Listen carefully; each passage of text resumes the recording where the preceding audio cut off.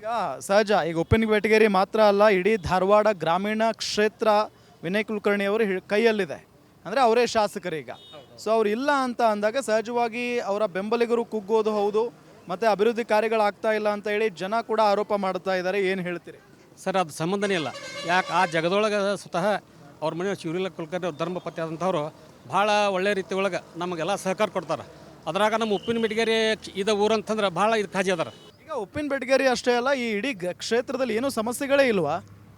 ಏನು ಸಮಸ್ಯೆ ಇಲ್ಲ ಸರ್, ಎಲ್ಲ ಬರಾಬರಿ ಅದ ಸರ್. ಅವ್ರು ಒಳಗಿದ್ದ ಕಾಸು ಇಷ್ಟ ಐತ್ರಿ, ಹೊರಗೆ ಬಂದಿದ್ರೆ ಇನ್ನೂ ಎಷ್ಟು ಆಗ್ಬೋದು ಸರ್. ಒಳಗೆ ಇಟ್ಕೊಂಡು ಕಾಸು ಇಷ್ಟ ಆಗತ್ತೈತ್ರಿ. ನಮ್ಮ ಕಡೆ ಬಂದಿದ್ರೆ ಇನ್ನೂ ನಮ್ಮ ಇದ್ರಾಗ ಗ್ರಾಮದಾಗ ಇಲ್ಲ ಸರ್. ಇನ್ನು ಮಠ ಯಾರಸ್ ಬಂದು ಮಠ ಇನ್ನೂ ಗ್ರಾಮದಾಗ ಬಂದಿಲ್ಲ, ಹೆಜ್ಜೆನೇ ಇಟ್ಟಿಲ್ಲ ಸರ್. ಅವ್ರ ಪಾಪ ಅವ್ರ ಮನೆಯವ್ರು ಬಂದು ಕಾಸು ಇಷ್ಟ ಇಲ್ಲ ಮಾಡೋದು. ಒಂದು ಕಡೆ ವಿನಯ್ ಕುಲಕರ್ಣಿ ಅವರು ಕ್ಷೇತ್ರದಲ್ಲಿ ಇಲ್ಲ, ನೀವು ಓಡಾಡ್ತಾ ಇದ್ದೀರಾ, ಜನರ ರೆಸ್ಪಾನ್ಸ್ ಹೇಗಿದೆ ಅಂತ? ನಮ್ಮ ಮನೆಯೊಳಗೆ ಮೊದಲಿನಿಂದ ಸಾಹೇಬ್ರು ಒಂದೇನು ಆಫೀಸ್ ಅಂತ ಇಟ್ಟಿದ್ದಿಲ್ಲ, ಎಲ್ಲರೂ ನಮ್ಮ ಮನೆಗನ ಬರ್ತಿದ್ರು. ಮನೆ ಒಳಗನ್ನ ಆಫೀಸ್ ಇರ್ತಿತ್ತು ಸಾಹೇಬ್ರದ್ದು. ಹಾಗಾಗಿ ನನಗೂ ಎಲ್ಲರದ್ದು ಪರಿಚಯ ಇತ್ತು.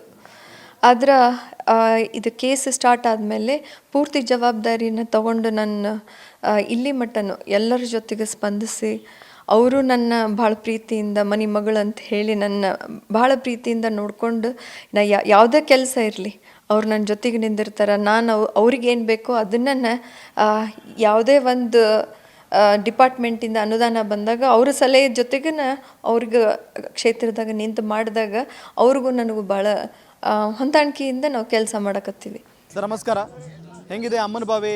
ಅಭಿವೃದ್ಧಿ ಆಗಿದೆಯಾ? ಅಭಿವೃದ್ಧಿ ಆಗಿದೆ ಸರ್, ಎಲ್ಲ ಅಭಿವೃದ್ಧಿ ಆಗಿದೆ. ರೋಡ್ ಆಗಿದೆ, ಎಲ್ಲ ಕಾಂಕ್ರೀಟ್ ಆಗಿದೆ, ಎಲ್ಲ ಅಭಿವೃದ್ಧಿ ಆಗಿದೆ. ಈಗ ವಿನಯ್ ಕುಲಕರ್ಣಿ ಅವರು ಕ್ಷೇತ್ರದಲ್ಲಿಲ್ಲ, ಗೆದ್ದಂಥ ಸಂದರ್ಭದಲ್ಲೂ ಕೂಡ ಅವ್ರು ಇರಲಿಲ್ಲ. ಆದರೆ ಈಗ ಅವ್ರು ಜೈಲಲ್ಲಿದ್ದಾರೆ. ಏನು ಅನಿಸುತ್ತೆ ನಿಮಗೆ? ಏನಿಲ್ಲ, ಸ್ವಲ್ಪ ಸಾರ್ವಜನಿಕರಿಗೆ ತೊಂದರೆ ಆಕೈತಿ. ಅವರಿದ್ರೆ ನೇರವಾಗಿ ಹೇಳೋದು ಕೇಳೋದು, ಕೆಲಸದ ಬಗ್ಗೆ ಕಾಳಜಿ ತೊಗೊತಾರೆ. ಈಗ ಅವ್ರ ಮನೆಯವರು ಶ್ರೀಮತಿಯವರು ಮಾಡಿಸ್ತಾರೆ. ನಾವು ಹೋಗಿ ಭೇಟಿ ಆದ್ರೆ ಭೇಟಿಯಾಕಾರು ಅಧಿಕಾರಿಗಳಿಗೂ ಫೋನ್ ಮಾಡಿ ಹೇಳ್ತಾರೆ. ಈಗ ವಿನಯ್ ಕುಲಕರ್ಣಿ ಅವರಂತೂ ಇಲ್ಲ ಸದ್ಯಕ್ಕೆ, ಅವರು ಬೇರೆ ಕಡೆ ಇದ್ದಾರೆ ಅನ್ಕೊಳ್ಳೋಣ. ಅವ್ರ ವೈಫ್ ಏನು ಅಭಿವೃದ್ಧಿ ಮಾಡ್ತಾ ಇದ್ದಾರೆ ಕ್ಷೇತ್ರಗಳಲ್ಲಿ? ಅವರು ಜನರ ಕಷ್ಟಕ್ಕೆ ಸ್ಪಂದಿಸ್ತಾ ಇದ್ದಾರೆ? ಸ್ಪಂದಿಸ್ತಾರೆ, ಎಲ್ಲ ಕೆಲಸ ಮಾಡತ್ತಾರೆ. ಅಣ್ಣಾರ್ಕಿಂತ ಹೆಚ್ಚಿಗೆ ಜವಾಬ್ದಾರಿ ತೊಗೊಂಡು ಕೆಲಸ ಮಾಡತ್ತಾರೆ. ಅಡ್ಡಾಡಿ ಹೊಲ ಅಣ್ಣಾರ್ಕಿಂತ ಹೆಚ್ಚಿಗೂ ಕೆಲಸ ಮಾಡತ್ತಾರೆ. ರೋಡಿಂದ ಆತು, ಸಿ ರೋಡಿಂದ ಆತು, ರೈತರಿಗೆ ಹೊಲಕ್ಕೆ ಹೋಗೋ ದಾರಿದಾತು, ನಳದ ನೀರಿಂದು ಎಲ್ಲ ಆಗ್ಯಾವ. ಸ್ವಲ್ಪ ಇದನ್ನು ಕಲೆಕ್ಷನ್ ಕೊಡೋದಷ್ಟ ಬಾಕಿ ಉಳಿದೈತೆ ಅಷ್ಟೇ ನೀರಿಂದು. ಮೂಲಭೂತ ವ್ಯವಸ್ಥೆಗಳ ಕೊರತೆನೇ ಇಲ್ವಾ ನಿಮ್ಮ ಕ್ಷೇತ್ರದಲ್ಲಿ? ಮೂಲಭೂತ ವ್ಯವಸ್ಥೆಗಳ ಕೊರತೆ ಅಂತ ನೋಡ್ರಿ, ಇನ್ನೂ ಎಷ್ಟು ವರ್ಷ ಆದರೂ ಇರೋದು. ಮೂಲಭೂತ ಸೌಕರ್ಯ ಹೆಂಗೆ ಜನಸಂಖ್ಯೆ ಜಾಸ್ತಿ ಆಕೈತಿ, ಹಂಗೆ ಕೆಲಸಗಳು ಬರುವ ಇರ್ತಾವೆ, ಮೂಲಭೂತ ಸೌಕರ್ಯ ಇರ್ತಾವೆ. ಮೂಲಭೂತ ಸೌಕರ್ಯದೊಳಗೆ ಮೊದಲು ಬೇಕಾಗಿದ್ದು ಶಿಕ್ಷಣ, ಕುಡಿಯುವ ನೀರಿನ ಯೋಜನೆ ಇರ್ಬೋದು, ಆರೋಗ್ಯಕರ ಇರ್ಬೋದು, ಇವೆಲ್ಲ ಕೆಲಸ ಆಗತ್ತವೆ. ಹೆಚ್ಚಿನ ಅನುದಾನ ಹಾಕಿ ಮೇಲ್ದರ್ಜೆಗೆ ನಮ್ಮ ಹಾಸ್ಪಿಟ್ಲ್ ಮಾಡ್ಯಾರ ಸರ್. ಇನ್ನೇನು ಕೆಲವು ದಿನದೊಳಗೆ ಓಪನಿಂಗ್ ಆಕೈತಿ, ಅದು ಹಾಸ್ಪಿಟಲ್ ಡೆವಲಪ್ಮೆಂಟ್ ಆಗೈತಿ. ತಾಲೂಕಾ ಪ್ಲಸ್ನಾಗ ಎಂಥ ಹಾಸ್ಪಿಟ್ಲ್ ಇರ್ಬೇಕು ಆತ ಸುಸರಿತವಾದ ದೊಡ್ಡ ಹಾಸ್ಪಿಟ್ಲ್ ಕಟ್ಟ್ಯಾರ. ಮೂಲಭೂತ ಸೌಕರ್ಯ ಬಗ್ಗೆ ಕುಡಿ ನೀರಿಂದ ಇತ್ತು, ಕುಡಿ ನೀರಿಂದು ಮೊದಲಿಂದ ಕೆಲಸ ಇತ್ತು. ಈಗ ಏನು ಜಲಜೀವನ್ ಮಿಷನ್ ಏನು ಕೆಲಸ ನಡೆದತ್ತಲ್ಲ, ಆ ಕೆಲಸ ಸ್ವಲ್ಪ ಕುಂಠಿತ ಆಗೈತಿ. ಆ ಕೆಲಸನೂ ಮುಂದಿನ ದಿನಮಾನಗಳಲ್ಲಿ ಸಂಪೂರ್ಣ ಆಕೈತೆ ಅನ್ನೋ ಭರವಸೆ ಐತಿ. ಅನ್ನೋದು ಪ್ರತಿಯೊಂದು ಕೆಲಸದಲ್ಲೂ ಅಪ್ಡೇಟ್ ಅದಾರ. ವಿನಯ್ ಕುಲಕರ್ಣಿ ಅವರು ಕ್ಷೇತ್ರದಲ್ಲಿ ಇಲ್ಲದೇ ಇರೋದು ಮೈನಸ್ ಏನಾದರೂ ಅನಿಸ್ತಾ ಇದೆಯಾ? ಮಾನಸಿಕವಾಗಿ ಎಲ್ಲರಿಗೂ ಸಾಹೇಬ್ರು ಮುಂದಿರಬೇಕು ಅನ್ನೋದು. ಯಾಕಂತಂದ್ರೆ ಬಹುತೇಕ ಡೇರಿ ಮುಗೀತು ಅಂತಂದ್ರೆ ಜನದ ಜೊತೆಗೇನೆ ಇರ್ತಿದ್ರು ಅವರು.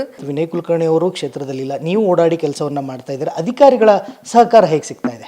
ನಾವು ಸಾಹೇಬ್ರದ್ದು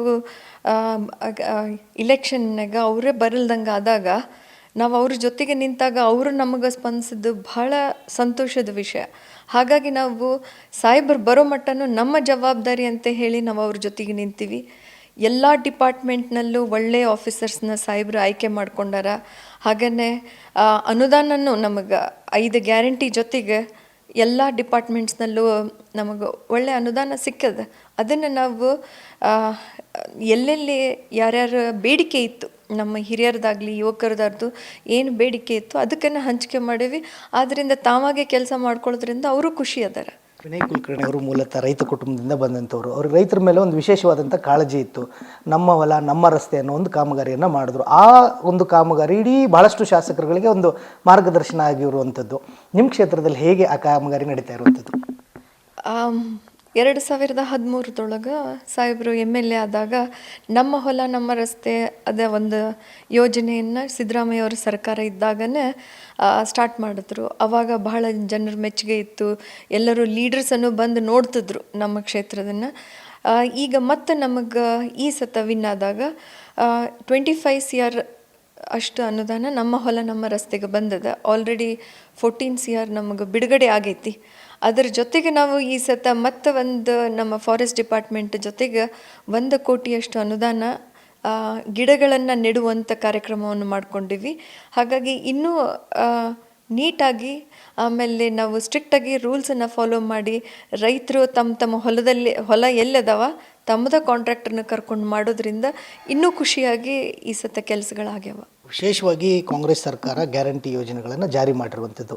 ನಿಮ್ಮ ಕ್ಷೇತ್ರದಲ್ಲಿ ಗ್ಯಾರಂಟಿ ಯೋಜನೆಗಳಿಗೆ ರೆಸ್ಪಾನ್ಸ್ ಹೇಗಿದೆ ಮತ್ತು ಅವು ಯಾವ ರೀತಿಯಾಗಿ ಪ್ರಗತಿಯಲ್ಲಿರುವಂಥದ್ದು?